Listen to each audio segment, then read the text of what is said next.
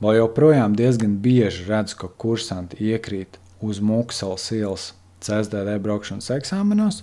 tad, kad viņiem tiek dota komanda pie pirmās iespējas apgriezties,